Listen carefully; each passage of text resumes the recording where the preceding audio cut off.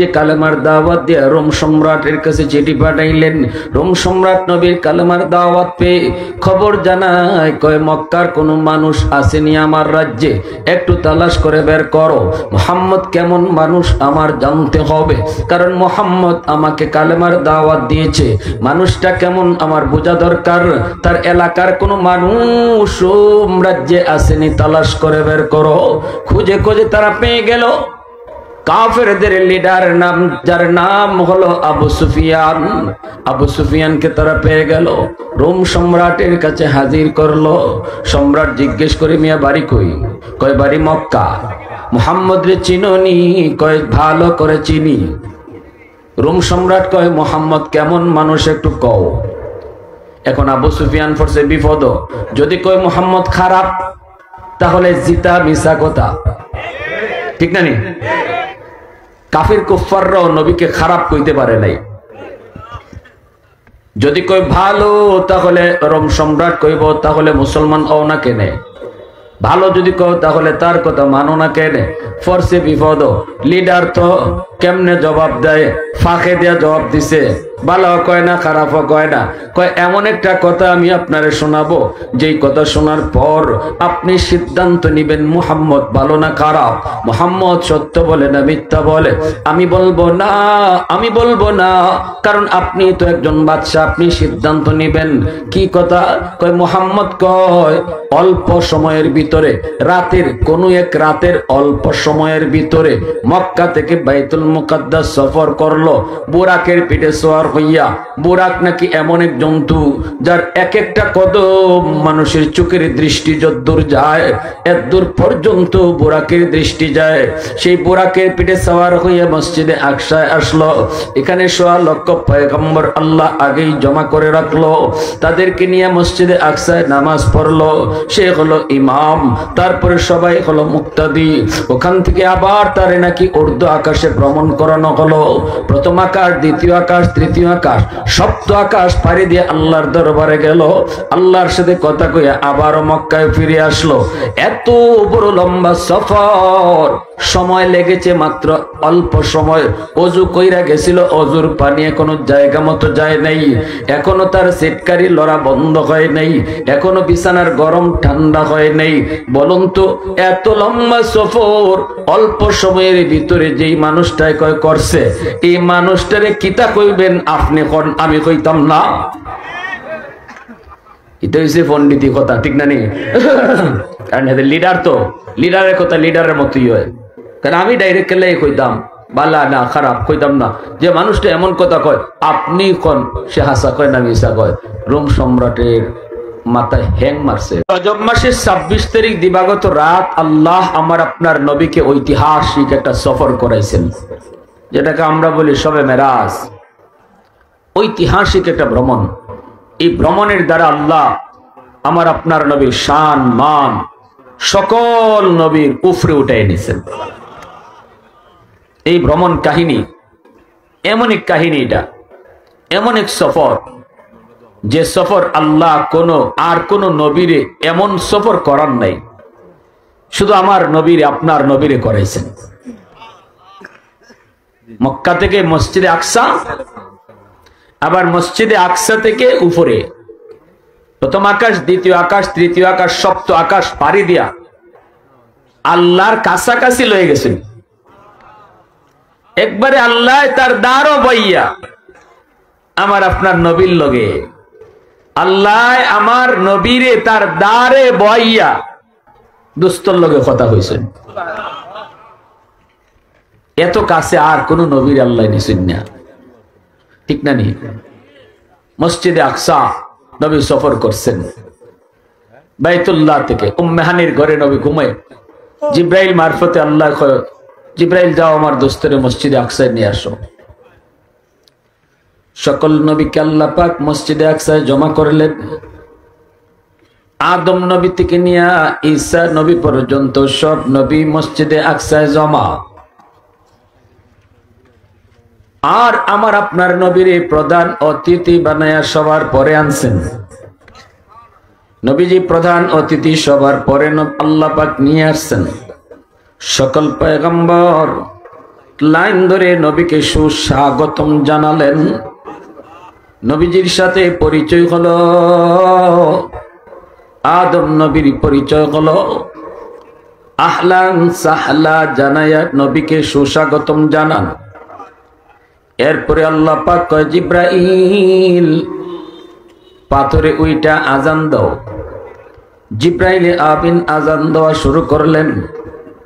আল্লাহু আকবার, আল্লাহু আকবার, আশহাদু আল্লা ইলাহা ইল্লাল্লাহ, আশহাদু আন্না বলে জিব্রাইল থেমে গেলেন। আল্লাহ পাক জিজ্ঞেস করে, জিব্রাইল থামছো কেন? জিব্রাইল কয়, মালিক সকল নবী জায়গায় হাজির, কোন নবীর নাম নিব? আল্লাহ পাক কয়, জিব্রাইল এত বড় মজলিসের প্রধান অতিথি আমার দোস্ত, আজ মসজিদে আকসায় 2 রাকাত নামাজ হবে, নামাজ সেই নামাজের ইমাম হবে আমার বন্ধু। আর তুমি কিনা আজানের ভিতরে কোন নবীর নাম নিবা আমারে প্রশ্ন করেছ। দেরি করবা না, তাড়াতাড়ি করে আমার বন্ধুর নাম উচ্চারণ করো। জিব্রাইল আজানের মধ্যে আমার আপনার নবীর নাম উচ্চারণ করলেন। নবীর নাম উচ্চারণ হলো আজানে। এইবার আল্লাহ পাক কয়, যাও মসজিদের ভিতরে যায় সবাইকে বলো কাতার বন্দী হওয়ার জন্য, নামাজ হবে নামাজ। জিব্রাইল সামনের কাতারে, আদম নবী সামনের কাতারে, আমার আপনার নবী সামনের কাতারে, নূহ পয়গম্বর সামনের কাতারে, ইব্রাহিম পয়গম্বর, জলিলুল কদর পয়গম্বর সামনের কাতারে, আর পিছনের দিকে সকল নবীরা দাঁড়ালেন। নবীজি বলেন, জিব্রাইল ইকামত দেওয়া শুরু করে দিলেন, অথচ ইমাম কে হবে কেউ জানে না। আল্লাহ নবী বলেন, আমি মনে মনে ভেবেছি হয়তো ইকামত শেষ হলে পরে জিব্রাইল নিজেই ইমামতি করব। ইকামত শেষ হলে পরে নবী জিজ্ঞেস করেন, ভাই জিব্রাইল ইকামত তো শেষ হয়ে গেল, ইমাম কোথায়? ইমাম কে হবে? ইমামের জায়গা তো এখনো খালি। সাথে সাথে জিব্রাইল আমার আপনার নবীর হাত মোবারক আস্তে করে আদবের সাথে দইরা মুস্কি হাসি দিয়া নবীকে ইমামের জায়গায় দাঁড় করায় কই, নবী গো এত বড় জামাতের ইমামতি আল্লাহ পাক শুধু আপনাকেই দান করেছে। মুসলমানের আওয়াজে কও না সুবহানাল্লাহ, আরো জোরে সুবহানাল্লাহ। আল্লাহর নবী হলেন ইমাম, সকল নবী হলেন নবীর পিছনে মুক্তাদি, নবী হলেন মুক্তাদা।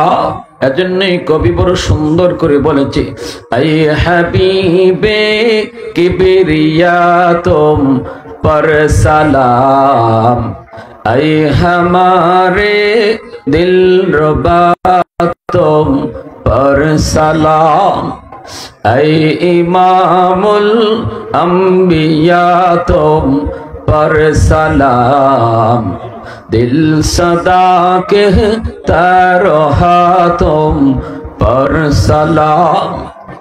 मस्जिदे आको सामे जुमला अंबिया, मस्जिदे अक्सा में जुमला अंबिया मुक्तदी थे और विहा तुम मुक्तदा, मुक्तदी थे और विहा तुम मुक्तदा, ऐ हबीबे किबरिया तुम पर सलाम, दिल सदा कहता रहा तुम पर सलाम। आवाज दिया बोले अल्लाहु আকবার। এত বড় ঐতিহাসিক সফর আল্লাহ কেন করাইলেন? নবী এই মেরাজের সফরে নবী আমাদের জন্য কি নিয়ে আসলেন, কেমনে আনলেন? কার কার শুনবার ইচ্ছা আছে একটু হাত উঠে আল্লাহরে দেখান। আল্লাহ তুমি কবুল করো, সবাই বলি আমিন, আরো জোরে বলি আমিন। নবীজি ইমাম হলেন, আল্লাহ নবী ইমামতিতে সকল নবীরা নামাজ আদায় করলেন। এরপরে নবীজি সফর শেষ, এখানে একটা কথা বইলা যাই, নবীজি মেরাজের সফরের পরে যখন নবী মক্কায় এই ঘোষণা দিয়া দিলেন, অল্প সময়ের ভিতরে আল্লাহ পাক আমার আপনার নবীরে এত বড় ঐতিহাসিক সফর করাইলেন। অল্প সময়ের ভিতরে, রাতের অল্প সময়ের ভিতরে, কথাটা মক্কার কাফেররা বিশ্বাস করে না, এমনকি নতুন মুসলমান যারা হলো তারাও বিশ্বাস করতে বড় কষ্ট হয়। এইদিকে ভাইরা বন্ধুরা, নবীজি কালেমার দাওয়াত দিয়ে রোম সম্রাটের কাছে চিঠি পাঠাইলেন। রোম সম্রাট নবীর কালেমার দাওয়াত পেয়ে খবর জানায়, কয় মক্কার কোনো মানুষ আসেনি আমার রাজ্যে, একটু তালাশ করে বের করো। মুহাম্মদ কেমন মানুষ আমার জানতে হবে, কারণ মুহাম্মদ আমাকে কালেমার দাওয়াত দিয়েছে। মানুষটা কেমন আমার বোঝা দরকার। তার এলাকার কোনো মানুষ রাজ্যে আসেনি, তালাশ করে বের করো। খুঁজে খুঁজে তারা পেয়ে গেল কাফেরদের লিডার নাম, যার নাম হলো আবু সুফিয়ান। আবু সুফিয়ানকে তারা পেয়ে গেল, রোম সম্রাটের কাছে হাজির করলো। সম্রাট জিজ্ঞেস করে, মিয়া বাড়ি কই? কয় বাড়ি মক্কা। মুহাম্মদ রে চিনোনি? কয় ভালো করে চিনি। রোম সম্রাট কয়, মুহাম্মদ কেমন মানুষ একটু কও। এখন আবু সুফিয়ান পড়ছে বিপদ, যদি কয় মুহাম্মদ খারাপ তাহলে জিতা মিছা কথা, ঠিক না নি? কাফির কুফাররাও নবীকে খারাপ কইতে পারে নাই। যদি কয় ভালো তাহলে রোম সম্রাট কইব, তাহলে মুসলমান হও না কেনে? ভালো যদি কও তাহলে তার কথা মানো না কেনে? ফরসে বিপদ, লিডার তো কেমনে জবাব দেয়, ফাঁকে দিয়া জবাব দিছে, ভালো কয় না খারাপও কয় না। কয় এমন একটা কথা আমি আপনারে শোনাবো, যেই কথা শোনার পর আপনি সিদ্ধান্ত নিবেন মুহাম্মদ ভালো না খারাপ, মুহাম্মদ সত্য বলে না মিথ্যা বলে। আমি বলবো না, আমি বলবো না, কারণ আপনি তো একজন বাদশা, আপনি সিদ্ধান্ত নিবেন। কি কথা? কয় মুহাম্মদ কয় অল্প সময়ের ভিতরে, রাতের কোনো এক রাতের অল্প সময়ের ভিতরে মক্কা থেকে বাইতুল মুকাদ্দাস সফর করলো বুরাকের পিঠে সওয়ার হইয়া। বুরাক নাকি এমন এক জন্তু যার এক একটা কদম মানুষের চোখের দৃষ্টি যদ্দূর যায় এতদূর পর্যন্ত বুরাকের দৃষ্টি যায়। সেই বুরাকের পিঠে সওয়ার হইয়া মসজিদে আকসায় আসলো। এখানে 1.25 লক্ষ পয়গম্বর আল্লাহ আগেই জমা করে রাখলো, তাদেরকে নিয়ে মসজিদে আকসায় নামাজ পড়লো। সে হলো ইমাম, তারপরে সবাই হলো মুক্তাদি। ওখান থেকে আবার তারে নাকি ঊর্ধ্ব আকাশে ভ্রমণ করানো হলো। প্রথম আকাশ, দ্বিতীয় আকাশ, তৃতীয় আকাশ, সপ্ত আকাশ পাড়ি দিয়ে আল্লাহর দরবারে গেল। আল্লাহর সাথে কথা কইয়া আবারও মক্কায় ফিরে আসলো। এত বড় লম্বা সফর, সময় লেগেছে মাত্র অল্প সময়। অজু কইরা গেছিল, অজুর পানি এখনো জায়গা মতো যায় নাই, এখনো তার সিটকারি লড়া বন্ধ হয় নাই, এখনো বিছানার গরম ঠান্ডা হয় নাই। বলুন তো, এত লম্বা সফর অল্প সময়ের ভিতরে যেই মানুষটাই কয় করছে, এই মানুষটারে কিতা কইবেন আপনি কোন, আমি কইতাম না। এটা হচ্ছে পণ্ডিতি কথা, ঠিক না নি? কারণ এদের লিডার তো, লিডারের কথা লিডারের মতোই হয়। কারণ আমি ডাইরেক্ট কেলাই কইতাম বালা না খারাপ কইতাম না। যে মানুষটা এমন কথা কয় আপনি কোন, সে হাসা কয় না মিশা কয়। রোম সম্রাটের মাথায় হ্যাং মারছে, মোবাইলে হ্যাং মারে, বুঝুননি? হ্যাং তো মারবই, এটাকে বিশ্বাস করার কথা? এটা বিশ্বাস করার কথা না। মানুষের ব্রেইন এটা ধরবে না, যুক্তিতে আসবেও না। হাজার হাজার মাইল পাড়ি দেওয়া হবে 2 মিনিটে আর 3 মিনিটে, এটা কি করে সম্ভব? মানুষের যুক্তিতে আসবে না, মানুষ এটার সমাধান খুঁজে পাবে না। এজন্যই আল্লাহ পাক রব্বুল আলামিন কয়, ফাইবা কেমনে তোমরা, তোমাদের যুক্তিতে ধরবেও না, বিবেকে আসবেও না। আসতো তো তখন যদি এটা তোমাদের কাম হইতো। কামটা তো আমি আল্লাহর, এটা তো আমার কুদরত। আমার কুদরত তোমাদের ব্রেইনে কোনোদিন ধরবে না। আমাদের বুদ্ধি, চিন্তা, চেতনা, পণ্ডিতি যেখানে শেষ, এখানে আল্লাহর কুদরত শুরু হয়, ঠিক কিনা জোরে বল? আমেরিকার শক্তি যেখানে শেষ, এখানে লস অ্যাঞ্জেলেসের আগুনের শুরু। আজকে 10 দিনের উপরে চলে লস অ্যাঞ্জেলেস, হলিউড আগুনে জ্বলে। তাম পৃথিবী জুড়ে যে আমেরিকা প্রযুক্তির লাইনে বাহাদুরি করেছে, আমেরিকার সামনে কেউ টিকতে পারে না। প্রযুক্তিতে এত আগানো, যারা কোনো কিছুর পরোয়াই করে না, ড্যাম কেয়ার মনে করে, সেই আমেরিকার সবচেয়ে অত্যাধুনিক শহর লস অ্যাঞ্জেলেস, হলিউডের নায়ক নায়িকা, পৃথিবীর সবচেয়ে ধনী লোকটা যেখানে থাকে, যেখানে রঙ্গমঞ্চ তৈরি হয়, রাত দিন গুনার আসর তৈরি হয়, সেই শহর আজকে 10-11 দিন যাবত আগুনে জলে পুড়ে ছাই। তুফান আর টর্নেডো যেভাবে হয়, এইভাবে আগুনের টর্নেডো হইতেছে। হাজার হাজার হেলিকপ্টার দিয়া পানি ফালানো হচ্ছে, কৃত্রিম বৃষ্টির আবিষ্কার করছে, পানি যত ডালে আগুন তত বাড়ে।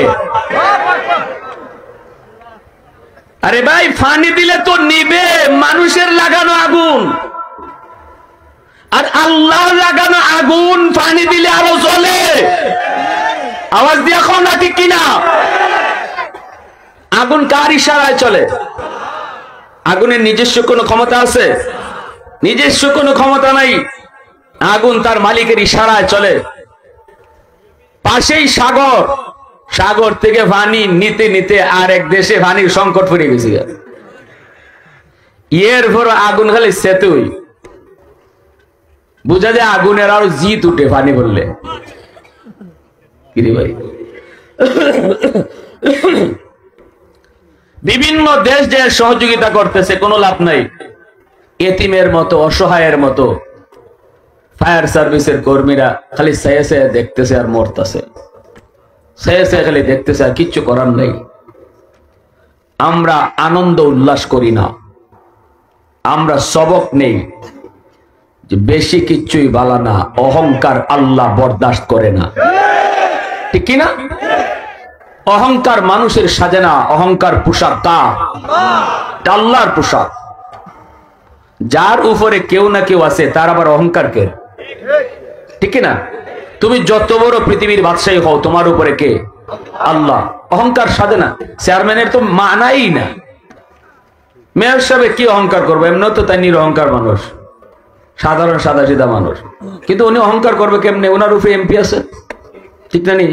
উনি এক জায়গায় ধরা, এমপি মন্ত্রীর কাছে ধরা, মন্ত্রী প্রাইম মিনিস্টারের কাছে ধরা, তো অহংকারটা কার সামনে? তুমি যত বড়ই হও, আমেরিকার প্রেসিডেন্টই হও, আল্লাহ যে আছে এটা আল্লাহ দেখাই দিছে, ঠিক কিনা? জোরে এখন আমেরিকা মনে করতো পৃথিবীতে অলি লড়াই, ওরার উপরে কেউ নাই। আল্লাহ না, আমি আছি, ঠিক না? জোরে খাও।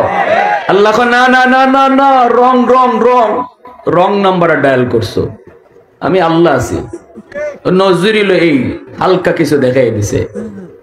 আল্লাহ যদি চায় পুরা অর্ধেক দুনিয়াই তো আগুন দিয়ে জ্বালাই দিতে পারে 2 দিনে, ঠিক না? ফিলিস্তিনের মানুষগুলা কিভাবে কষ্ট করেছে বাড়িঘর হারাইয়া, আল্লাহ একটু বুঝাইতেছে। লক্ষ লক্ষ লস অ্যাঞ্জেলেসের বাসিন্দারা আজকে রাস্তায়, আগুন নাই, কি নাই, কারেন্ট নাই, পানি নাই, খাবার নাই।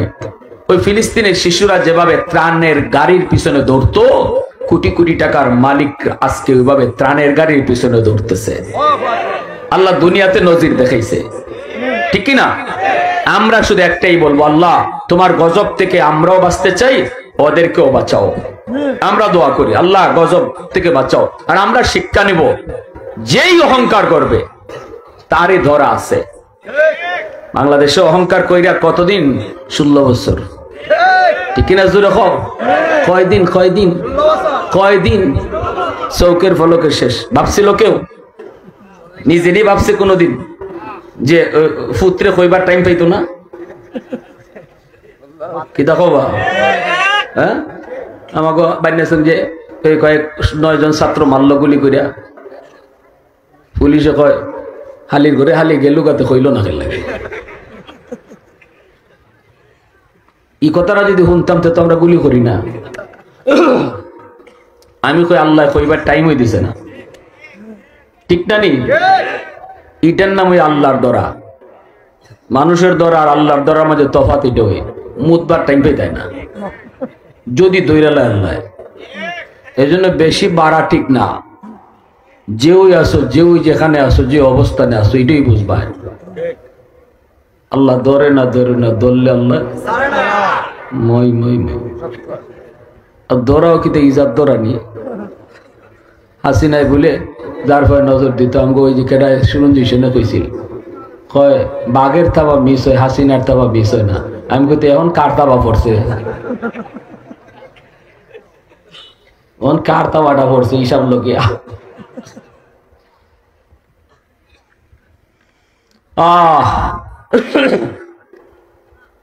এখন আল্লাহ পাক রব্বুল আলামিন কিতাবা সাদিসো বুঝলাম না কুয়াশায় দিয়ে আমার গলা বিতাম আইছিল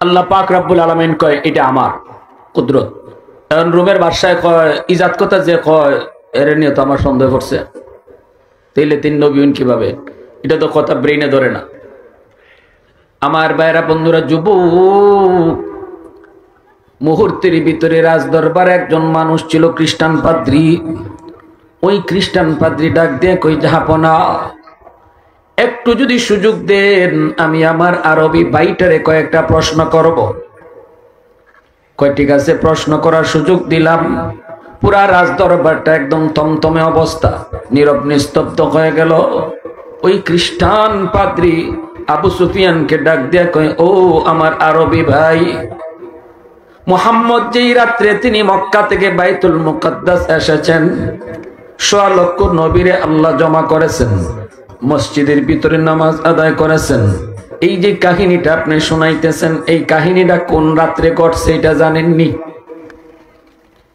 আবু সুফিয়ান কই জানি সেই রাত্রটা ছিল রজব মাসের ২৬ তারিখ দিবাগত রাত কোয়া মাত্রই তখন ওই খ্রিস্টান পাদ্রী কয় তাহলে আল্লাহু আকবার যদি সেটা ওই রাত্রির ঘটনা হয় আমি ওই রাত্রের জ্বলন্ত সাক্ষী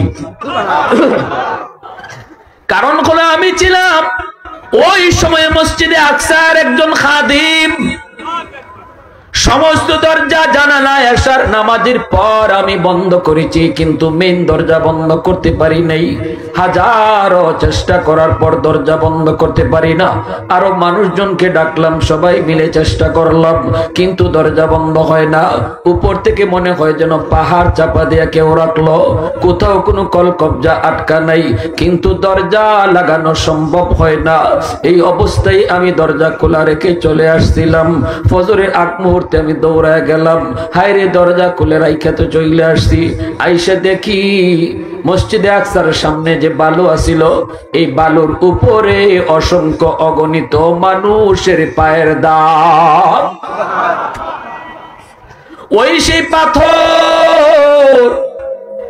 পাথরের মাঝে আমি দেখেছি একটা চতুষ্পদ জন্তুর পায়ের দাগ এখনো পাথরের মধ্যে রশি লাগানো আমি বুঝি নাই এত মানুষের পায়ের দাগ এরা কারা এরা কারা কেন এসেছিল এই চতুষ্পদ জন্তুটাই বা আবার কোন জন্তু আমি কিছুই বুঝি নাই দৌড়ে আমি মসজিদে আকসার ভিতরে ঢুকলাম ওই সেই দরজা যেই দরজায় আসার নামাজের পর আমি লাগাইতে পারি নাই গো এই দরজার কাছে গিয়া যখন আস্তে করে ধরলাম ধরতেই দেখি দরজাটা অটো লেগে গেছে এখন দরজা সহজে লাগানো যায় দরজা সহজে খোলাও যায় কিন্তু এশার নামাজের পর আমি দরজা লাগাতে পারি নাই তখন আমার বুঝ হয়ে গেছে এটা কোনো কলকবজায় আটকে থাকা নয় মালিকের ইচ্ছায় দরজা খোলা ছিল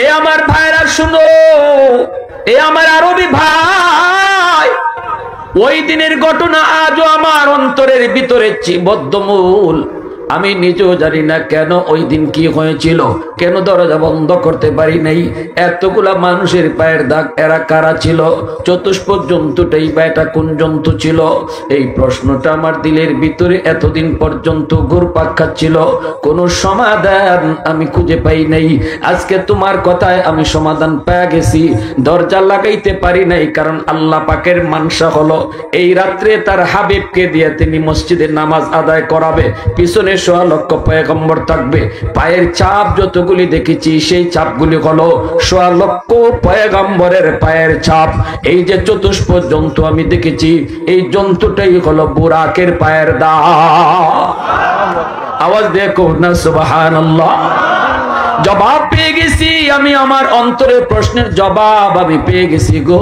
অতএব আমি দেরি করতে চাই না, এই মুহূর্তে আমি রাজ দরবারে কালেমা পড়ে মুসলমান হয়ে গেলাম। মুসলমানের আওয়াজে কও না সুবহানাল্লাহ, আর একটু জোরে কও না সুবহানাল্লাহ।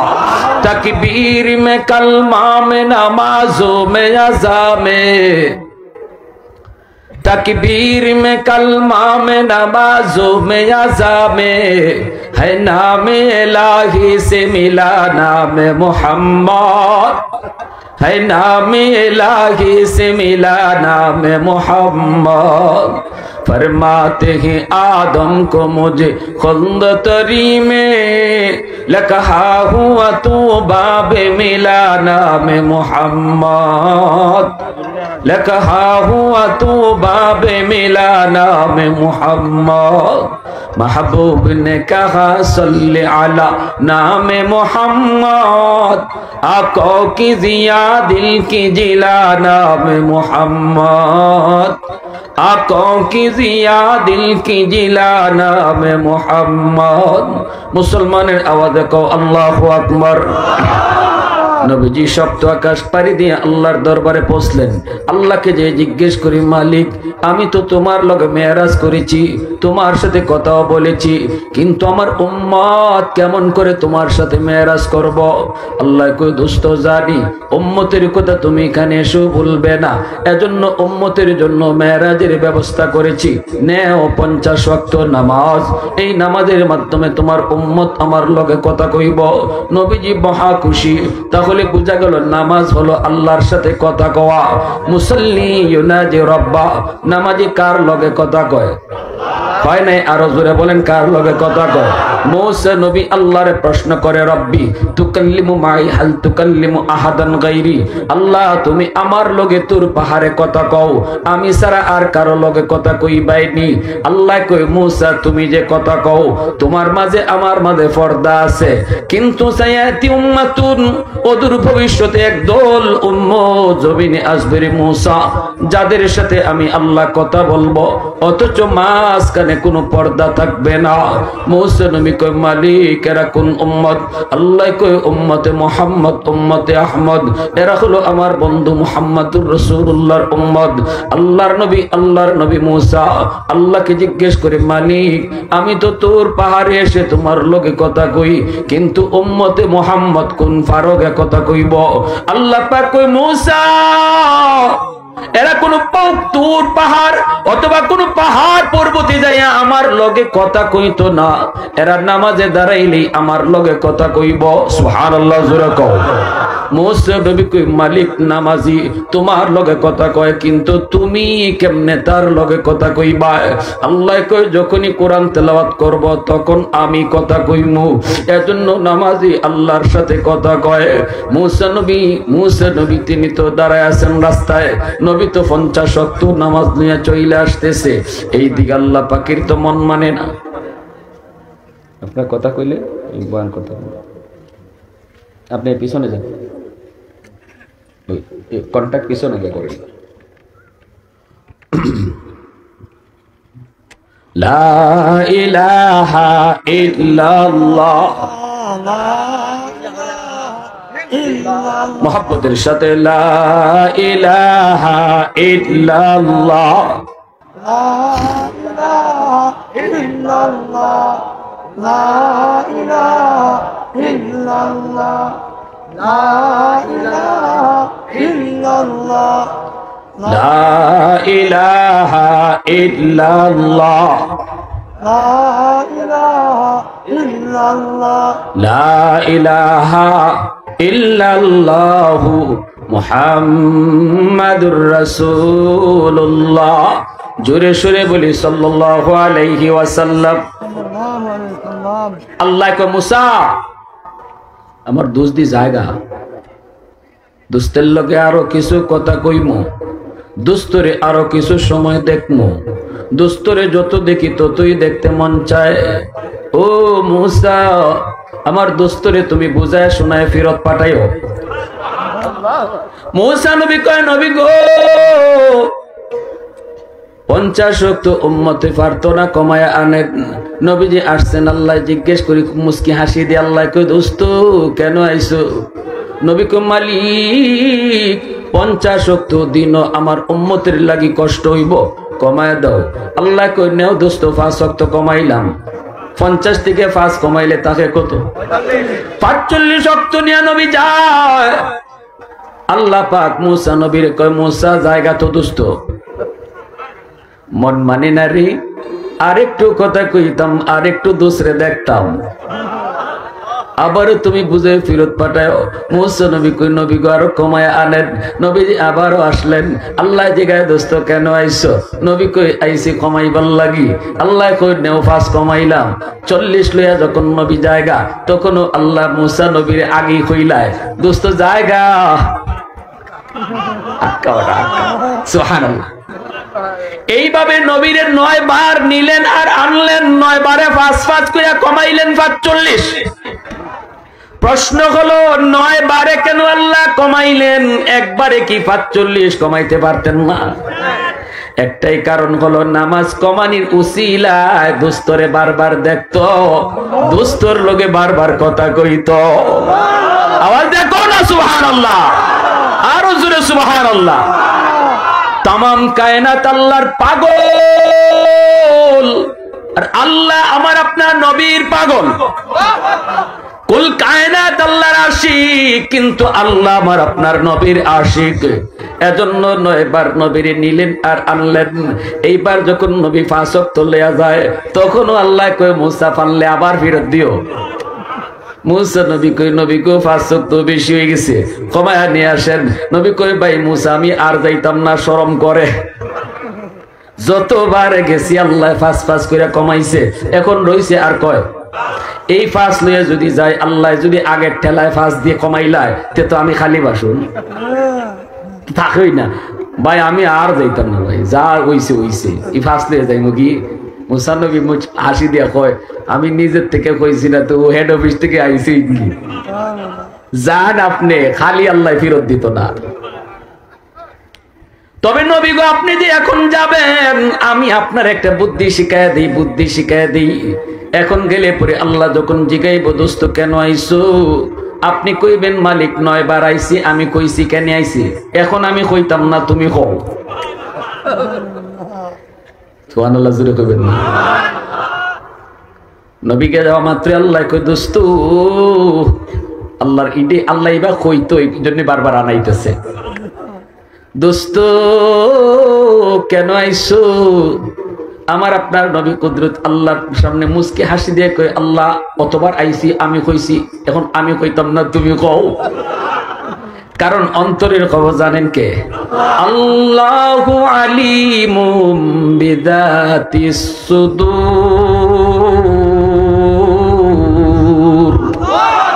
অন্তরের খবর জানেন কে? দয়াল বাবা হবলে মাতে না বাবা। অন্তরের খবর দয়াল বাবা জানে? কিবলা বাবা, খাজা বাবা, জটা শাহ, ল্যাংটা শাহ, কোন বাবাই মনের খবর জানে না। মনের খবর জানেন শুধুমাত্র কেবলমাত্র কে? কেউ যদি মনে করে আল্লাহ যেমন মনের খবর জানে আমার পীর সাহেবও জানে, তাহলে আর নামাজ পড়া লাগতো না। নামাজের কর ফুরে যদি যায় কপালও লাভ হইতো না, আল্লাহর সাথে শিরিক হইব। ঠিক না নি? আল্লাহ যা পারেন কোন মাখলুকে তা পারে না। হিসাবে তো না ওই, আব্দুল কাদের জিলানি তো না ওই, আমার নবীও আল্লাহ যা পারেন নবী তা পারেন না।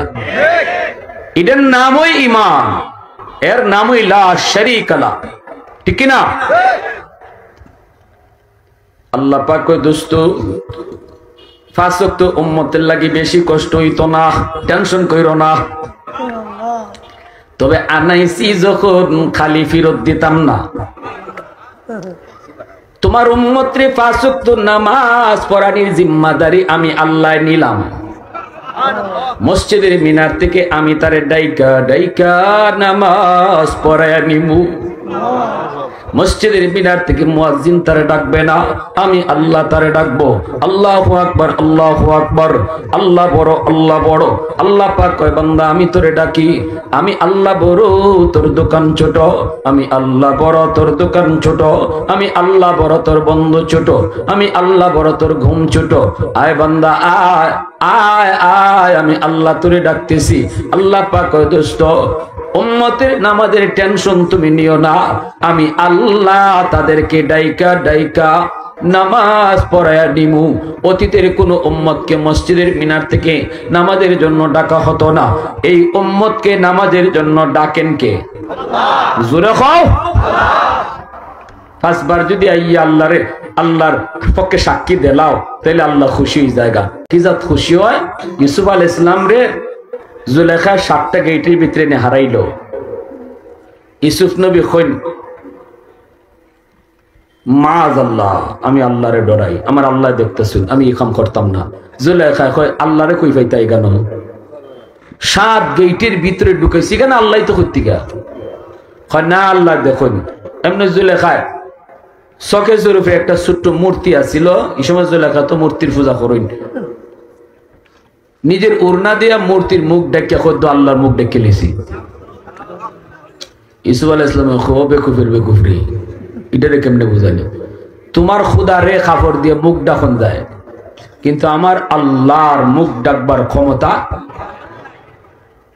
জুলেখা আমি অত কিছু বুঝি না, আমার মনের ইচ্ছা পূরণ করো।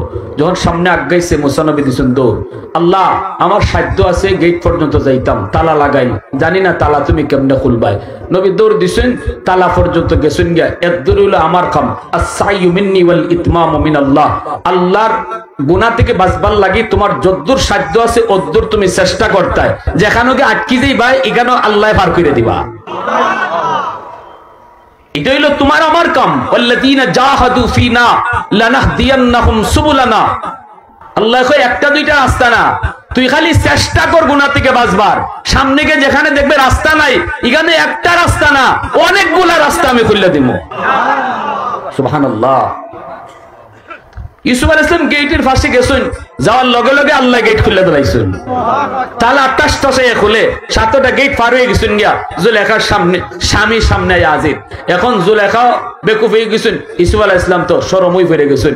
যে মালিকের গড়তেন বড় হইলা, এই মালিকের বউয়ে নিয়া তাইনের সাথে খারাপ কাজ করতে চাইল, এখন বাঁচবার লাগি গেটে পার হইছেন। এখন মালিক ওর সামনে, বউ ফিসে ওনারে দৌড়ায় আর মালিক সামনে। এখন ইউসুফ আলাইহিস সালামও হাক্কা বাক্কা, আর এদিকে তার বউ তো পুরা একদম। এখন এই অবস্থায় জুলেখার জামাই সন্দেহ করতেছে ঘটনাটা কি, দুজনে দৌড়লো কে লাগে। জুলেখার জামাই করতেছে ঘটনা কি, হাসা কইলাও কি তো হয়েছে কইলাও। বিটেন্তের বুদ্ধি যে কি জাত বুঝছো, মাইকটা বন্ধ করে ফোন আসিল, নাইলা না খাইলিছি ভাত খাইলিছি, মেয়ের সবাই গড়ে খাইছি, ঠাস করে ঘুরাইলিছে কথারে। গোড়ায় কয় যে ফুলারে এতদিন ফালছো মায়া কইরা কইরা, দেখো আজকে তোমার আমানত আদ দিলাইছে। নাউজুবিল্লাহ, আর আস্তে কই বাইনি। ইউসুফ আলাইহিস সালাম কই ইন্না লিল্লাহি গজব। দেখুন না না আমি এই কামো আসলাম না, আপনি বুঝইন আমি আপনার খাস কামরাত গেছি, আমি নিজের ইচ্ছা গেছি। দৌড়ায় আমারে নিয়ে বাইরেছে, আমার সাথে অন্যায় করতে চাইছে, আমি আল্লাহর হুকুমে বাঁচাইছি, আল্লাহ আমারে বাঁচাইছেন। এখন জুলেখার জামাই পড়ছে বিপদ, কার কথা মানতো? ইউসুফ আলাইহিস সালামের কথা মানতো না বউর কথা মানতো? বউ কয় বউ নির্দোষ, ইউসুফ নবী কোন ইউসুফ নবী নির্দোষ। এখন সাক্ষী দিত কেডায়? ছোট একটা দুধের বাচ্চায় আল্লাহ এই বাচ্চার জবান খুলে দিছে।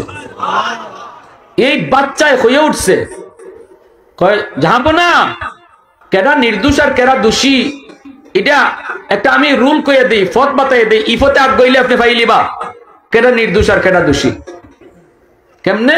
কয় ইউসুফ নবীর জামা, ইউসুফের জামা সামনে সিরা না পিছে সিরা? দেখুন, যদি সামনে সিরা তাকে তো ইউসুফ দোষী, আর যদি পিছে সিরা হয় তাহলে জুলেখা দোষী, কারণ জুলেখায় পিছি দিয়ে টান দিয়ে আটকাইতে চাইছে আর জামা ছিঁড়ে গেছি। ছোট দুধের বাচ্চা যে জীবনে কথা, দুধের বাচ্চা কথা কয় স্বর্গাও? হ্যাঁ, পৃথিবীতে 3টা দুধের বাচ্চার কথা কইছে। মার কুলো থেকে দুধ খাওয়া অবস্থায়। দুইটা দুধের বাচ্চার কথা আল্লাহ কোরআনে কইছেন, আর একটা দুধের বাচ্চার কাহিনী নবী হাদিসে শুনাইছেন।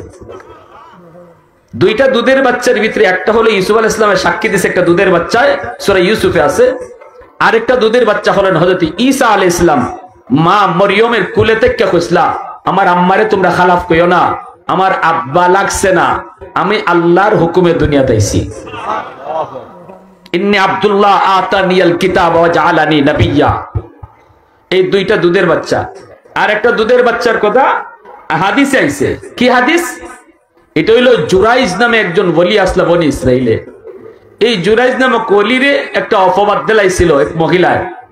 এই মহিলার বাচ্চা জামাই সারা বাচ্চা আইছে, এই বাচ্চার বাপ বলে জুরাইজ। তো জুরাইজ আল্লাহর ওলি, ইনি কইরে মিশা কথা। এলাকার মানুষ কয় না মহিলার কথা তো আমরা ফালাইতে পারতাম না। তাই কইসলা তাইলে এই দুধের বাচ্চারে আমি জিগাইলাই হের বাপ কেটা, হে কইল। এলাকার মানুষ কই এটা কিতা কও? বলে হয় দুই বাচ্চায় কইব হের বাপ কেটা। তখনই তাইন গিয়ে ফেটের মাঝে এমনি গুতা দিছেন, গুতা দিয়ে এখন কইলা তোর আব্বা কেটা।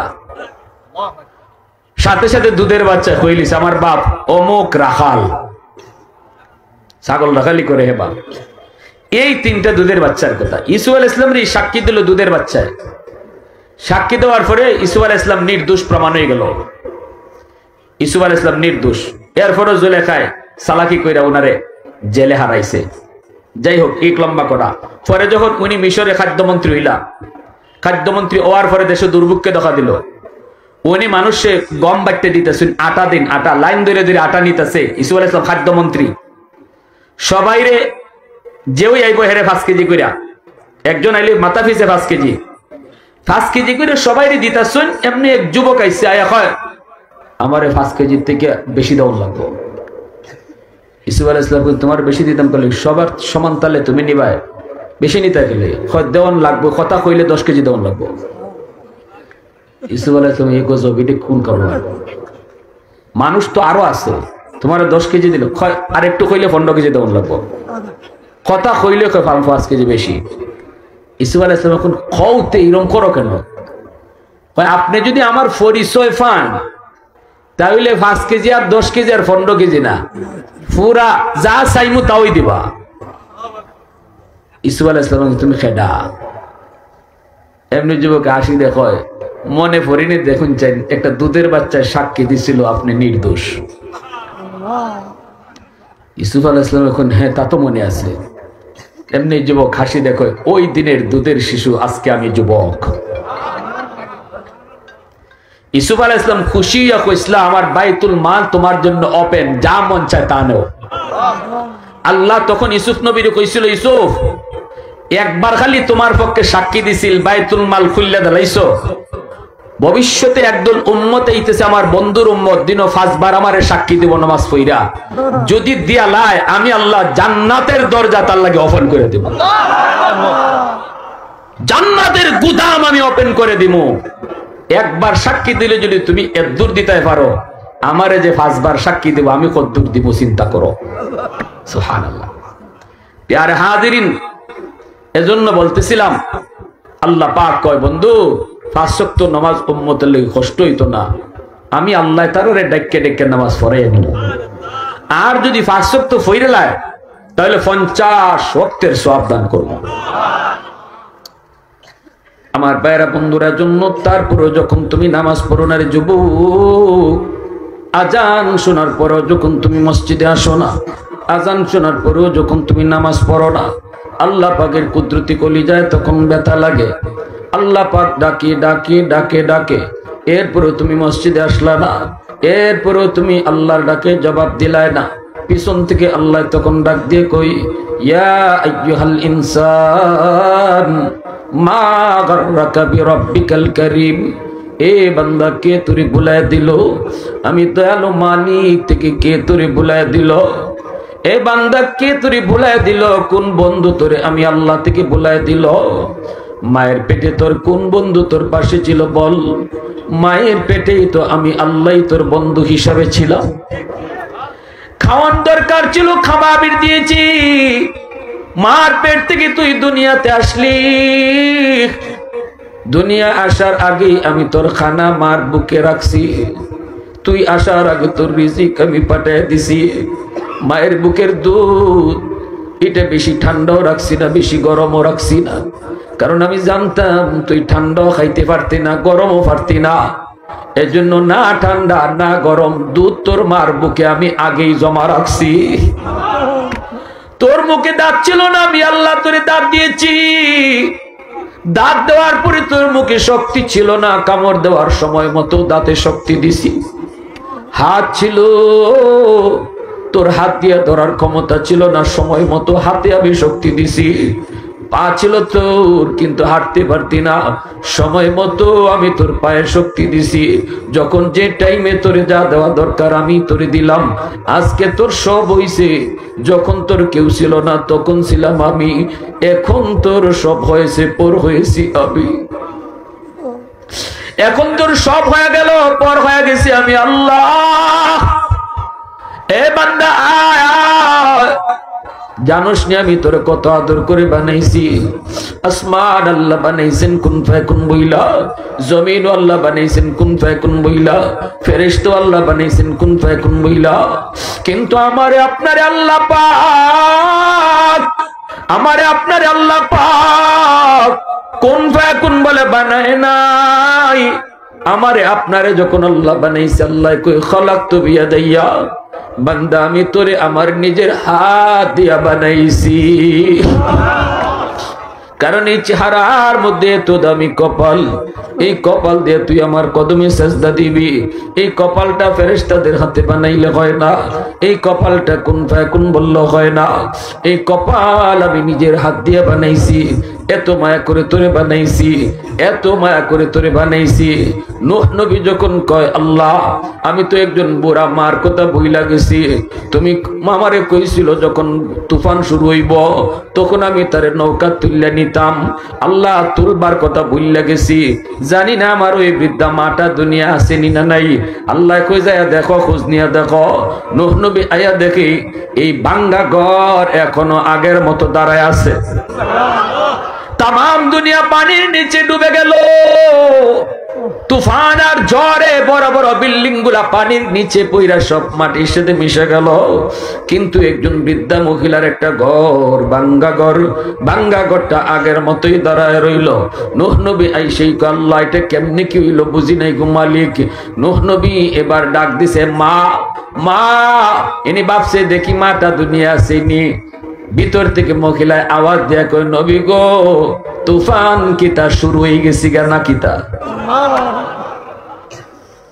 নবী সাজদায় পড়ে কান্দে কই মালিক বুঝি নাই, বুঝি নাই, আল্লাহ কেমনে কি হলো বুঝি না, একটু বুঝায় দাও। আল্লাহ পাক তখন কয় নূহ আমার বান্দিটা তোরে কত করে কইছিল তারে তুই মনে কইরা নৌকায় তুলতি, কিন্তু ভুইলা গেছো, ভুইলা গেছো আমার বান্দিটারে না। বুড়া মানুষ কইছিল নবী গো ফারাফারি কইরা আমি নৌকায় উঠতে পারতাম না, আমি বুড়া মানুষ, আপনি আমার একটু দূরে দূরে তুললেন। ভুইলা গেছো তুমি, তোমরা নবী হয়ে উম্মত বলতে পারো, কিন্তু আমি আল্লাহ আমার বান্দা বান্দি বলতে পারি না। তুমি বইলা গেছো, আমি আল্লাহ ভুলি নাই। আল্লাহু আকবার জোরে কও। তুমি নবী বইলা গেছো, কিন্তু আমি আল্লাহ তারে বলতে পারি নাই। এজন্য এত বড় তুফান হয়ে গেল, আমার বান্দিকে আমি টের পাইতে দিলাম না। সে টেরই পাইছে না কোন দিকে তুফান গেল, কোন দিকে পানি গেল।